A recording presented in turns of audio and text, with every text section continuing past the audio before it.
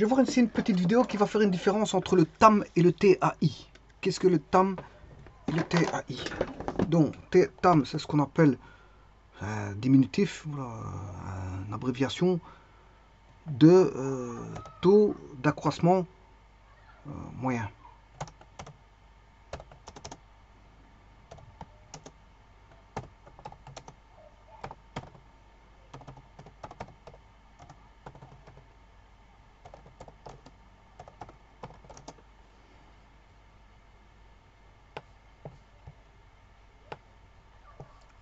Contrairement au TAI,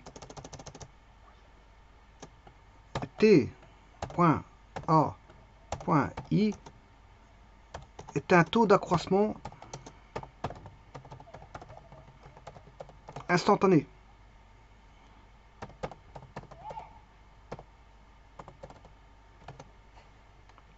Alors bien sûr, ça concerne les courbes, hein, ça concerne les fonctions.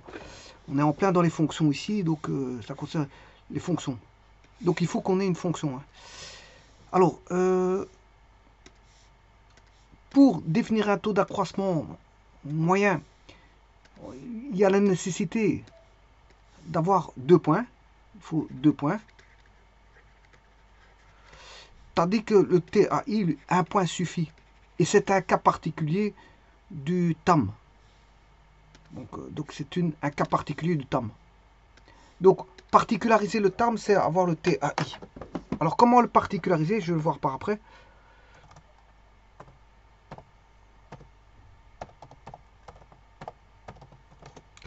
Bon, avant toute chose, il faut définir ce que c'est qu'une pente.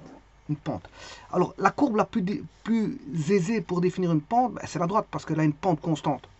La droite a une pente constante. Donc, pour définir une pente, rien de tel que prendre une droite.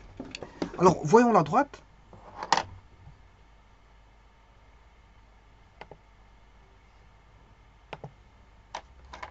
Alors, la droite est écrite sous forme de l'équation d'une... Enfin, sous forme d'une fonction.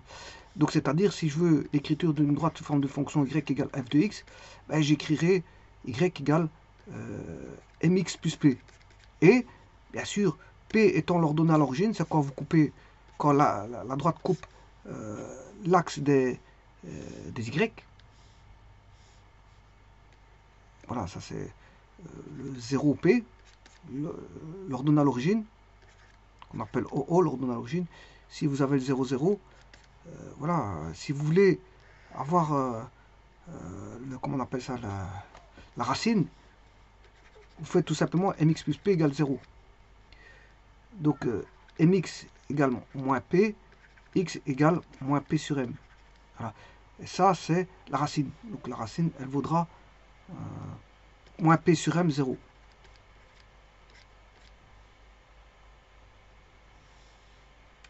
Voilà, donc on a des éléments caractéristiques sur une droite qui est par exemple l'ordonnée à l'origine, sa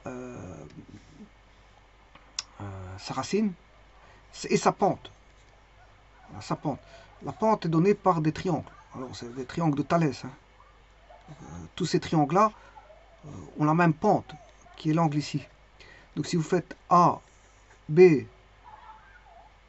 sur BC, alors AB sur BC, c'est côté opposé sur côté adjacent à l'angle alpha. Donc, vous mesurez la tangente alpha. Tangente alpha. Alors, si je fais DE, c'est égal aussi à DE sur EC. C'est égal à, voilà, FG sur GC. Et ainsi de suite. Tout ça dénote qu'on a toujours une tangente alpha qui est toujours constante. Donc la pente, elle est constante ici. La pente d'une droite, elle est toujours la même. Hein. D'ailleurs, c'est pour ça qu'on appelle ça une droite. Alors, le tangente alpha, en fait, c'est le M. Tangente alpha, c'est le M. En d'autres termes, si le alpha, si vous voulez en degrés, c'est arctangente de M. Et là, vous l'aurez en degrés. Bon, par exemple, si vous mettez 2x plus 3, vous mettez la droite 2x plus 3, je vais le faire sur GeoGebra. Je vais écrire 2x plus 3. Hein. Et donc, si je veux rechercher l'angle, la pente de cette droite, ben, la pente, elle vaut 2 en coefficient angulaire.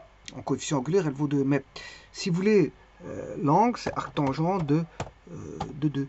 Et je peux vous prouver que cette droite fait 63,43 degrés. Par exemple, je prends un point A qui est en, par exemple, n'importe où, hein, 4, 0. Il me faut 3 points pour mesurer un angle. Hein. C'est juste pour ça que je vais mettre des points. Voilà. Alors ici, la racine, le sommet de l'angle, c'est à la racine. Donc 2x plus 3 égale 0. 2x égale moins 3, x égale moins 3 demi. Donc on sera en moins 3 demi, virgule 0. Et je mets un point quelconque, par exemple en 1, en 1,5, 1,6, pardon. Ici c'est 1,5. Voilà. Et donc là, je peux mesurer l'angle A, B, C. Vous voyez que c'est 63,43. Alors l'ordonnée à l'origine, elle est en 0,3. Oui, donc c'est voilà, 3.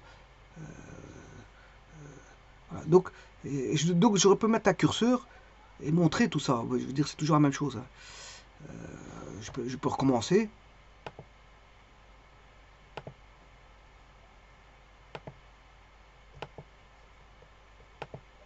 Voilà. Je prends un curseur. Voilà, je mets un curseur ici que je vais mettre en de moins 5 à 5 par incrément de 1 que je vais appeler A. Là, c'est le coefficient angulaire, ce sera le coefficient angulaire, et un curseur que je vais appeler B qui va aller de moins 5 à 5 par incrément de 1. Alors, on aura Y égale à X plus B. Là, l'ordonnée à l'origine, comme je vous ai dit, elle est en 0, 0B. Voilà, vous voyez que si je bouge le B, on a toujours l'ordonnée à l'origine de la droite. Voilà. Alors, le coefficient angulaire, ben, c'est le A. Alors, arctangente de A, arctangente de A, petit a. 45, ici c'est 45. Alors, si bien sûr le A vaut 1, c'est pour ça que ça vaut 45, je peux faire varier la pente. Alors, si le M est positif, on a une pente croissante. Hein. Alors, à partir de la gauche, elle croît, on monte. Ça veut dire que quand les X croissent, les Y croissent aussi. Ça, c'est une pente croissante. Bon, maintenant, si vous mettez les X décroissent, vous allez avoir les Y qui décroissent. Bon, ben, généralement, on regarde quand X croît. Quand les X croissent, ben, les Y croissent aussi. Et donc, la pente est positive. Maintenant, une pente constante, ben, c'est une pente constante, ce serait ceci. Voilà, ça, c'est une pente constante avec un B donné. Là, la pente est constante. Il n'y a pas de variation. Maintenant, si A est négatif, ben, la pente décroît. Ça veut dire que quand les X croissent, les Y qui décroissent, ou inversement, quand les X décroissent, les Y croissent. Mais encore une fois, je vous rappelle qu'on va dans les X croissants. Les X, on va toujours les regarder dans le sens croissant. Alors maintenant, on va aller chercher cet angle-là. Alors comment chercher l'angle? Je vais mettre un A positif. Bon, si l'angle, tout d'abord on va mettre 0. Voilà, là, c'est normal que l'arc tangente vaut 0. La pente est horizontale, on a une pente horizontale. Maintenant, si A est positif, bien sûr, je vais aller chercher un point sur l'axe n'importe où. Je vais aller chercher... Oui, j'ai pas mis la racine. Hein. La racine, je vais la mettre en AX plus B égale 0, donc moins B sur A. Donc on aura moins B sur A, virgule 0. Vous voyez que la racine de la droite sera toujours en moins B sur A. Bon, à partir de là, je vais mesurer l'angle. Je vais mettre un point en 2, 0 par exemple. Je vais mesurer l'angle.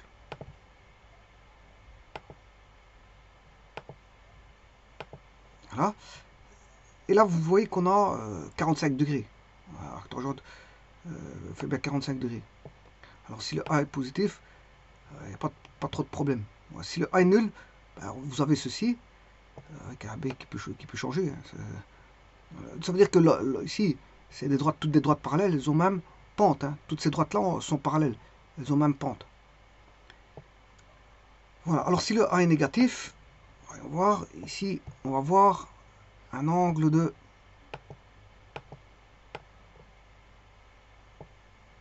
315 qui correspond à moins 45, donc c'est juste. Voilà, donc la droite est la meilleure. Voilà, c'est le meilleur outil. Comme il a une pente constante, on peut étudier pour une fonction, là, d'étudier la pente grâce aux droites. Alors c'est ça que je disais, il existe le théorème. Alors le théorème, il faut 2 points, c'est par rapport à 2 points. Donc on aura un taux moyen de croissance. Donc ici, on peut voir si la pente en moyenne, elle croît ou elle décroît. Alors qu'en vérité, elle décroît, elle croît, ça vous le savez. Mais c'est la situation entre ces 2 points-là. Ben voilà, on va se dire soit elle est croissante, soit elle est décroissante. Alors, par exemple, si je prends ce cas-ci, il faudra écrire. Voilà. Bon, je vais le faire dans une page à part, hein, parce que ça va prendre un petit peu de place. Vous avez, bon, un repère étant posé, hein, un repère étant posé, repère orthonormé, à 2 dimensions. Et donc, comment écrira-t-on ben, on écrira xb, on aura 2 points, xb. Attention qu'ici, oui, attention, petite remarque à faire. J'ai une petite remarque à faire. Je vous rappelle que, avant toute chose, si j'écris la pente c'est y égale mx plus p, je viens de le voir, ou ax plus b. Hein. Le m, il vaut y2 moins y1 sur x2 moins x1. C'est-à-dire que, bon, vous avez une différence yb moins ya en y, voilà, là, pour la hauteur, ça c'est la hauteur. Et si vous voulez la largeur, ce sera xb moins xa. Voilà. Donc ceci, c'est xb moins xa, l'écart là. Par contre, cet écart là, c'est yb moins yk. Et donc, le m, ben, c'est le côté tangente alpha. La tangente alpha, c'est côté opposé, c'est-à-dire delta y sur delta x. Qui vaut m, hein, qui vaut le coefficient angulaire m. C'est-à-dire yb moins yk sur xb moins xa. Alors, et là, bien sûr, vous avez la pente de la droite. Alors la droite, où est-elle? Ben, elle passe ici. Hein, voilà. Elle passe là, sur ces 2 points. Alors maintenant, à partir de ça, ben, je vais définir pour une fonction, comment est-ce que je pourrais étudier la pente d'une fonction. Alors, supposons que la courbe, voilà, la courbe, elle est comme ceci, par exemple. Voilà. Ben ici, en ce point-là, la pente, elle est comme ceci, c'est une droite comme ceci, hein, à pente positive. Alors ici, elle est toujours à pente positive, à ce point-là. Là, elle sera à pente nulle.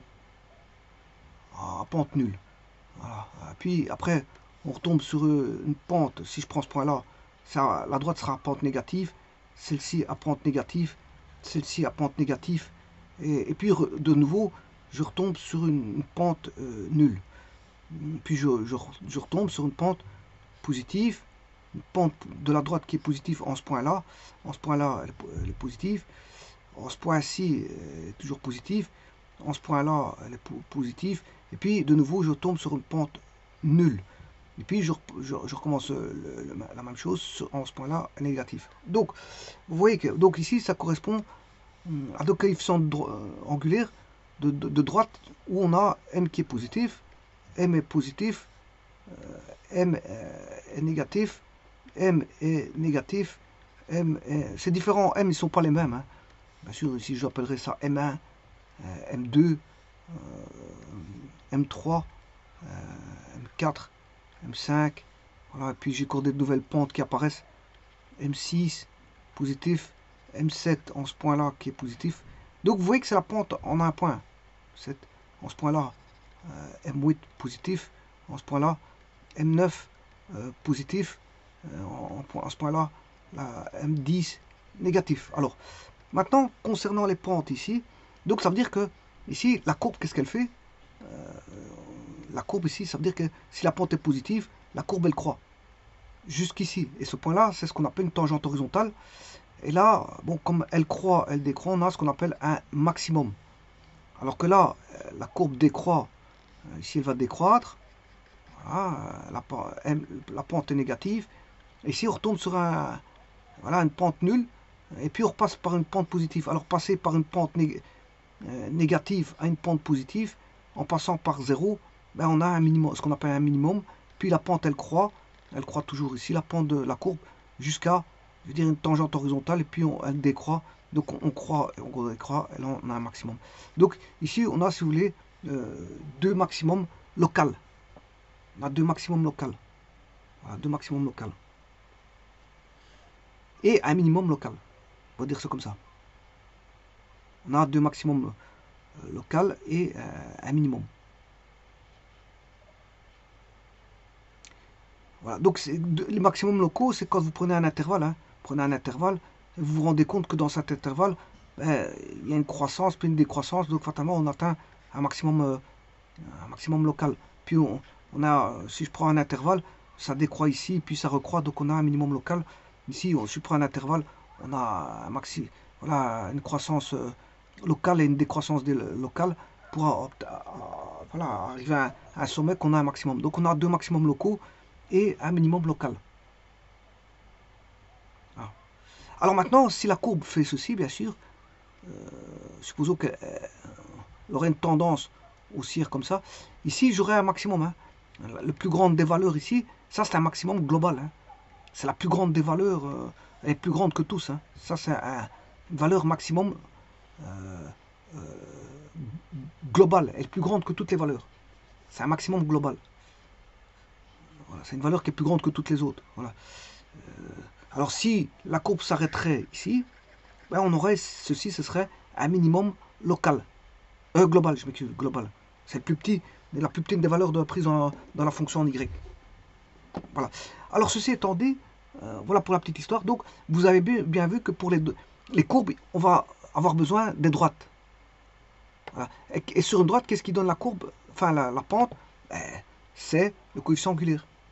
Alors, le coefficient angulaire, si m est positif, la courbe est croissante, la droite est croissante. Si m est négatif, la droite est décroissante. Si m égale 0, la pente, elle est constante. De la droite est constante. Maintenant, appliquons ça à une fonction quelconque. Pour le tam, ça va donner, f de xb moins f de xa. Vous voyez qu'il faut deux points. Absolument, xb moins xa. Alors, quelle est la différence entre yb moins ya sur xb moins xa? C'est pas tout à fait la même chose. Hein. Voilà, parce que ça concerne la droite. Hein. Par contre, là, il faut remplacer la valeur dans la fonction. Il faut remplacer la valeur dans la fonction. Voilà, on va dire ça comme ça. Il faut remplacer le xb, le xa dans la fonction qui est connue. Hein. On vous donne une fonction, il faut remplacer. Voilà, donc ici, on a la nécessité de deux points. On a besoin du xa et de xb. Alors, avec le xa, ben, on peut trouver le f de xa. Et donc, à obtenir le point où on recherche voilà, la valeur voilà, on peut retrouver le f de xa. Pour xa, on peut trouver le f de xa.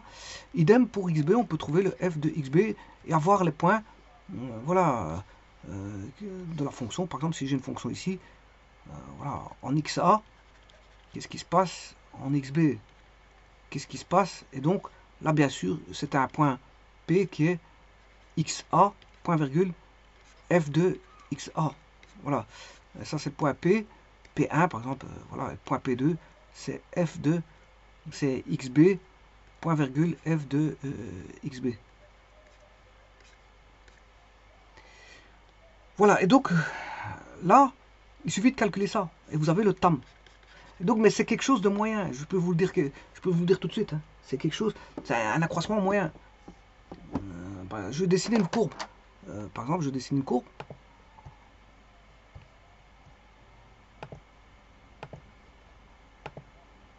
Ah, une courbe qui est, par exemple, y est égal à x carré, bien sûr, dans son domaine. Hein. Il faut que je calcule dans le domaine. Hein. Voilà, il ne doit pas être en dehors du domaine, c'est évident. Sinon, je ne trouverai pas de point en dehors du domaine, c'est normal. Parce que la fonction n'est pas définie en dehors du domaine. Donc, je vais taper une fonction qui est y égale x carré plus 5 sqrt de x. Voilà. Moins 1 sur x carré, par exemple. Bon, j'ai mal pris ma fonction, qu'est-ce que je pourrais prendre? Je sais pas, qu'est-ce que je pourrais prendre, une fonction... prendre x cube.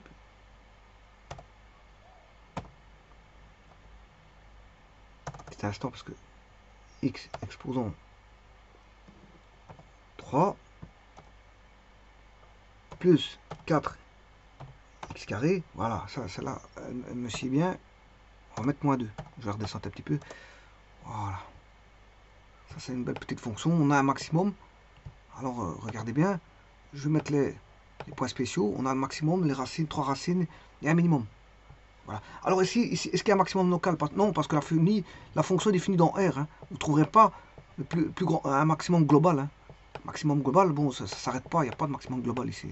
Voilà, et ni de minimum local, global. Hein.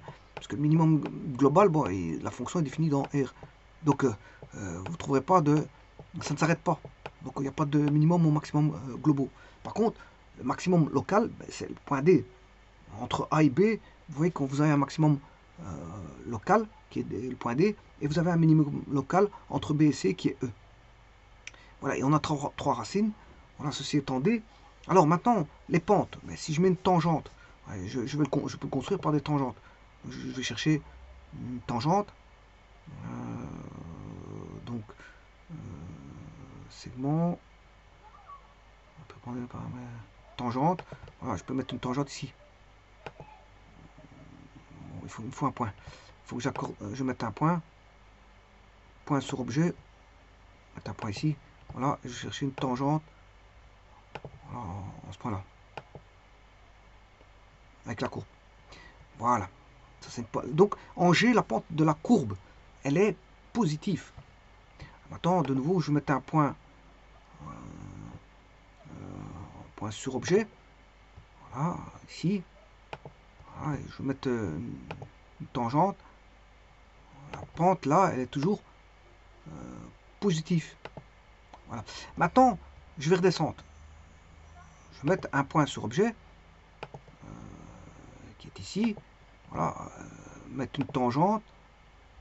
En ce point-là, la pente, elle est négative. Voilà, et je remets un point. Voilà, attacher un point sur objet, ici, et mettre une tangente en ce point. Voilà. Alors maintenant, D, je ne sais pas combien est-ce qu'il vaut, je vais calculer,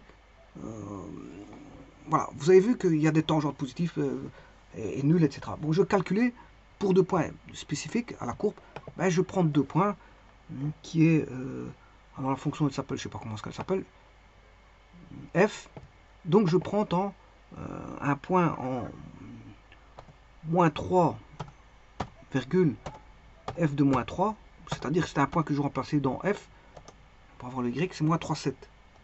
Voilà. Moins 3,7. Ce point-là, c'est K. Il est là. C'est K. Alors, je vais retirer toutes les autres tangentes pour ne pas encombrer, je veux dire, la courbe. Voilà, le K, il est là. Je peux mettre là sa tangente, hein, ça pas un problème pour lui. Je mets sa tangente. Voilà. La courbe. Voilà, tangente positive. Bon, en ce point-là. Bon, maintenant, je vais chercher, on a un point, bon, on va prendre le 1 et f de 1.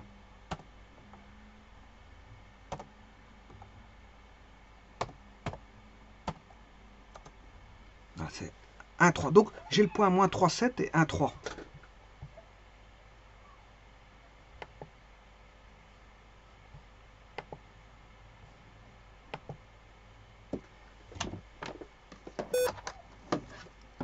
Alors, j'ai le point A qui est moins 3, 7. En fait, c'est XA, F de XA. Et GB qui est 1, je sais plus, 3, qui est XB, F de XB. Bon, et là, j'applique la formule pour avoir le taux moyen d'accroissement. 7 moins 3, F de XB moins F de XA sur, j'ai fait 7 moins 3, ben je dois faire moins 3, moins 1. Bon, soit, dit en passant, c'est aussi 3 moins 7 sur 1 moins 3, ce qui fait 1 plus 3.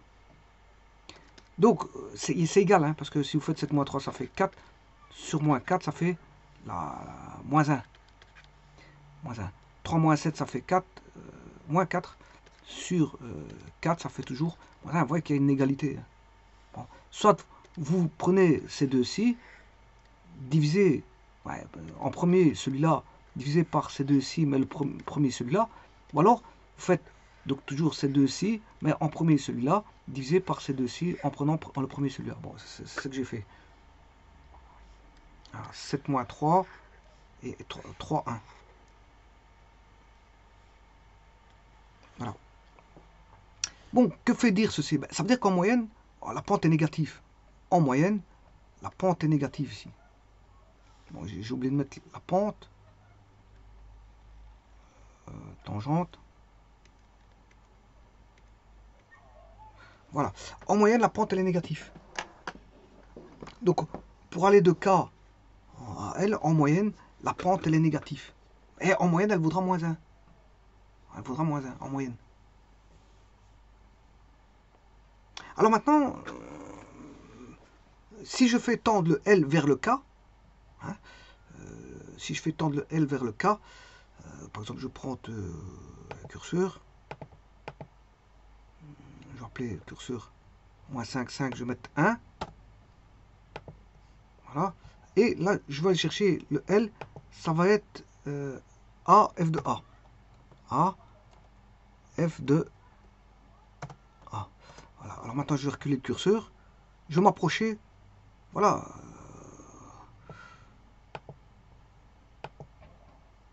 Je vais m'approcher du K. Et à un moment donné, je serai sur le L sera sur le K. Donc, on se rapproche du K. Donc, si je me rapproche du K, il ne reste plus qu'une valeur. Et donc, ça, c'est le taux moyen, le taux d'accroissement instantané. Donc, on n'a plus de points, on n'a plus qu'un point. Il y a un point qui va tendre vers... le L va aller vers le K. Donc, on n'aura plus qu'un point, ce sera le K. Le K. Donc, mais on peut parler de voisinage. Hein. Ça, c'est pas un problème. On peut faire intervenir la notion de... Voilà, d'écart, de variation, de voisinage. Alors, comment pourrait-on écrire ceci? Ben, je pars du taux d'accroissement moyen, qui est F de XA, ou F de XB, voilà, on va dire ça comme ça, moins F de XA, sur XB moins XA. Maintenant, j'aurais pu dire aussi, c'est aussi F de XA moins F de XB. Mais alors, à ce moment-là, faites très attention que c'est XA moins XB. Bon, je choisis une des deux écritures, je choisis celle-ci. Bon, et on va discuter de celle-là. Donc ça, je vous rappelle que c'est le taux d'accroissement moyen. Il vous donne la pente, voilà, si en moyenne la pente a augmenté, ou elle a décru, ou elle s'est crue en moyenne. Voilà, on va dire, c'est voilà, quelque chose de moyen. Voilà. Par contre, maintenant, on va voir quelque chose d'instantané qui est pur, c'est-à-dire que on va aller vers un point bien précis. Et donc, ça va donner la pente de la courbe en un point bien précis. Voilà. Si le point, supposons que je vais calculer la pente en ce point-là, précisément, ben, je vais faire tendre le deuxième point avec un voisinage très petit que je vais appeler delta x. Et donc, là, le f de xa, f de xa, le point P va se rapprocher, P1, je vais l'appeler P1, va se rapprocher du point P2. Alors P2, ce sera XB, F de XB qui va se rapprocher, voilà, de manière très voisine. On parle de quelque chose de très voisin. D'ailleurs, à un point tel qu'on parlera de limites. Voilà. Alors, justement, je vais faire intervenir les limites. Je vais considérer que le point B, c'est celui-là, voilà, et le point A, c'est celui-ci. Donc P2, c'est A, et le point P1 qui va mouvoir, le point qui va mouvoir, c'est, voilà, qui va devenir très très petit, c'est B. On va s'approcher de A, voilà. Donc, je vais faire, si vous voulez, ici, f de xb moins f de xa sur xb moins xa. Ça, c'est toujours, ça devient un taux d'accroissement instantané. Alors, pour n'avoir, comment, vous allez me dire, oui, mais il y a toujours 2 points. Comment faire pour avoir un point? Voilà, ça c'est un petit peu astucieux parce que on va se définir que, bon, à la limite avec, bien sûr, xb qui tend vers xa. C'est là qu'on va déterminer les astuces de passage de 2 points à 1 point pour définir le TAI, le taux d'accroissement instantané. Alors, sachant que on va définir xb moins xa, un différentiel, un écart, on va dire que c'est un écart en delta x. Bon, donc ça veut dire que je vais modifier l'écriture, la limite quand xb tend vers xa, de f de xb moins f de xa sur delta x. Vous voyez que là, alors ça c'est une première chose. La seconde chose, dire que xb, voilà, sur un voisinage, dire que xb tend vers xa, c'est dire que le delta x ici, qui est xb moins xa, le delta x, je parle en delta x, hein, c'est-à-dire en horizontal, en horizontal, le b va tendre vers le a en horizontal. Donc c'est-à-dire que je peux écrire à la limite quand delta x tend vers 0, c'est la même chose. Dire que xb tend vers xa, c'est dire que l'écart delta x tend vers 0. Donc de f de xb moins f de xa sur delta x. Bon, on a toujours 2 points, mais on n'a plus 2 points en x, puisque on a un écart. On parle en termes d'écart. On parle en termes d'écart, donc j'ai plus 2 points en x. Maintenant, comment éliminer les deux points en y? C'est assez simple. On sait bien que xa, enfin xb moins xa égale delta x. Donc je peux dire que xb peut être exprimé par delta x plus xa. Et donc là j'aurai f de xa plus delta x moins f de xa. C'est ce qu'on appelle le nombre dérivé. Voilà, là je calcule vraiment la dérivée en un point. C'est le nombre dérivé. Voilà. Alors par exemple, je calculais la dérivée de... Alors, on va prendre une fonction. Alors, le TAI qui est le nombre dérivé. Hein. Alors là, il n'y a besoin que d'un point. La TAI, nombre dérivé, en un seul point. Alors, par exemple, dans ma courbe ici, si je calcule la dérivée de la fonction cubique, enfin, du cube ici, je peux trouver sa pente assez aisément. Alors, qu'est-ce que j'ai pris comme fonction? Je vais regarder tout de suite.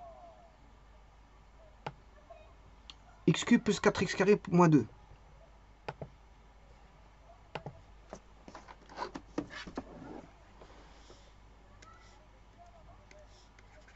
X cube plus 4x carré moins 2. Voilà la fonction. Voilà, on va déjà calculer la dérivée f', voilà, f' de x, qui est dy sur dx.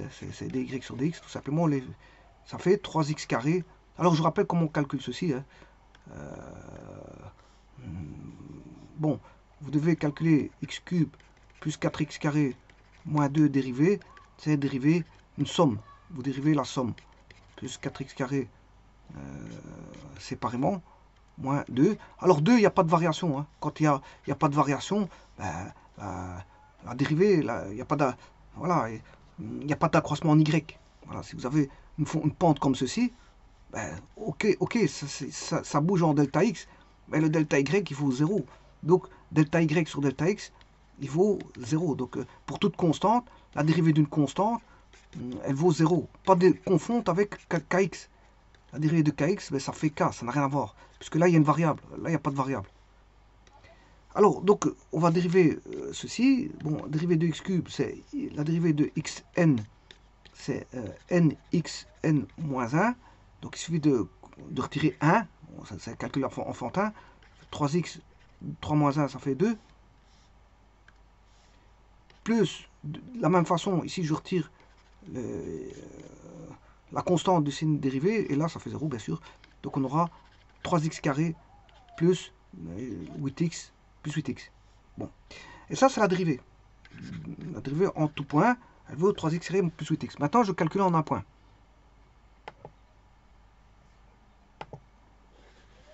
Alors, je calcule au point 2 la dérivée. F' de 2, 3x carré plus 8x.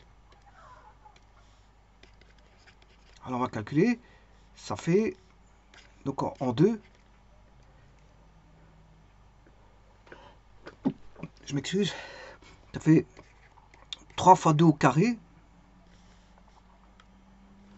3 fois 2 au carré, plus 8 fois 2. Ce qui fait 3 fois 4, plus 16, 12, plus 16, ça fait 28. Bon, on va regarder ça tout de suite. Ça va bien, 28. Bon, au point 2, je vais chercher le point 2. Point 2, f de 2. Voilà, ça fait... Bon, ça fait 22. Bon, je dois remonter en 22.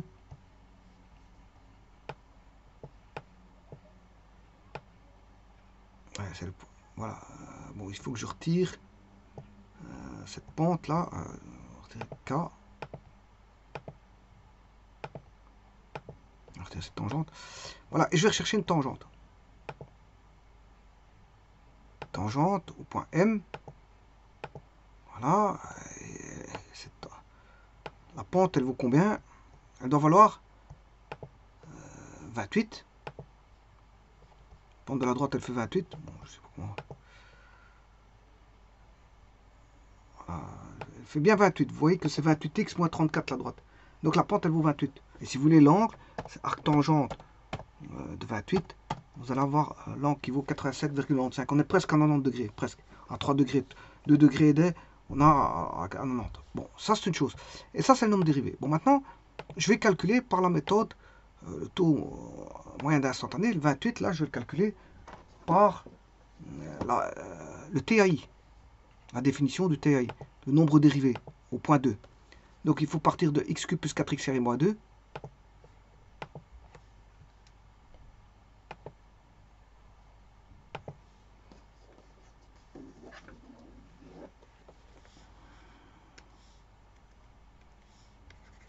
X cube plus 4x carré moins 2, voilà le f de x.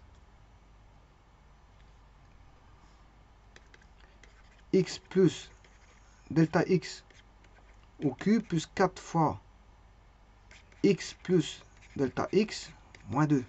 Bon, ça c'est quoi? Je vais juste appliquer f de x plus delta x, tout simplement. Bon, à ça, je vais retirer le f de x.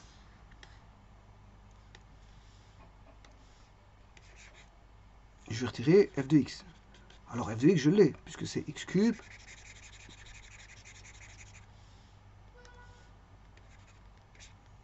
x cube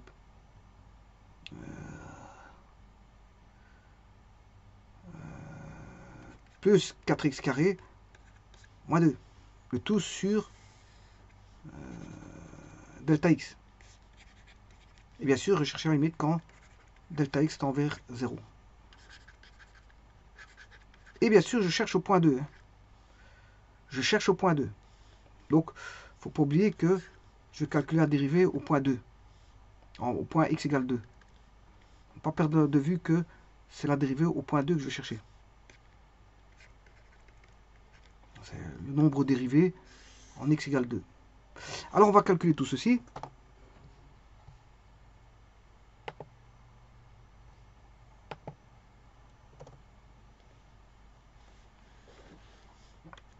On aura x cube plus 3x carré delta x plus 3x delta x carré plus delta x cube plus 4x plus 4 delta x moins 2. Attention que ça devient à l'eau ici, il faut faire très attention. Bien écrire ça, moins 2, moins x cube, moins 4x carré, plus 2. Le tout divisé par delta x. Alors qu'est-ce qu'on se rend compte? Ben, x cube va tomber. Moins x cube, le 4x carré. Ouais, attention qu'ici j'ai oublié un carré, hein. Je m'excuse, j'ai oublié un carré. Ouais, j'ai oublié le carré, parce que c'est 4x carré. Donc il y a juste une modification à faire. Ça fera... donc ça sera 4x carré. Ce qui n'est pas bon, c'est 4x delta x.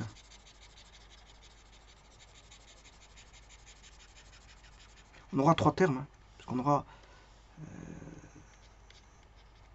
4x carré plus 2x delta x, ça fait 8x delta x plus 4 delta x carré. Et là, comme je vous disais, bon, le x carré va tomber. Le plus 2 et le moins 2 vont tomber. Et il nous reste, bien sûr, à la limite. Il faut calculer la limite.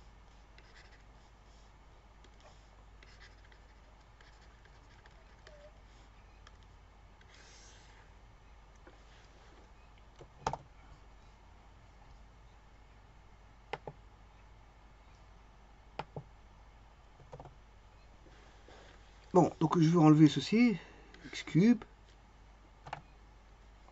4x carré. Et tout ceci va tomber. Bien sûr. Je vais réécrire ça.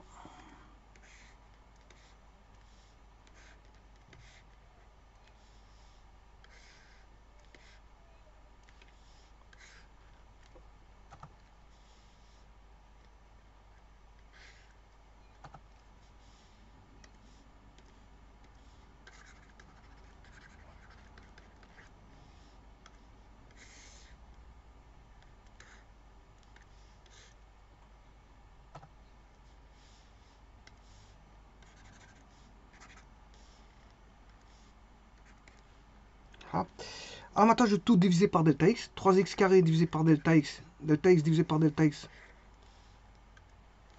ça fait 1, plus 3x delta x carré divisé par delta x, il reste delta x, plus delta x cube divisé par delta x, ça fait delta x carré, plus 8x, puisque delta x va tomber, et il va rester 4 delta x. Alors on va faire tendre le delta x vers 0. Celui-ci va tomber. Tout ce qui contient du delta x va tomber. Et il va rester 3x carré plus 8x. Voilà. Et bien sûr, si je veux calculer le point de dérivée, enfin la dérivée au point 2, il suffit de remplacer par 2 au carré fois 3 plus 8 fois 2. Ce qui fait 3 fois 4 plus 16. Ça fait 28. 12 plus 28. 12 plus 16, ça fait 28. Donc on trouve bien ce qu'il y a là-bas.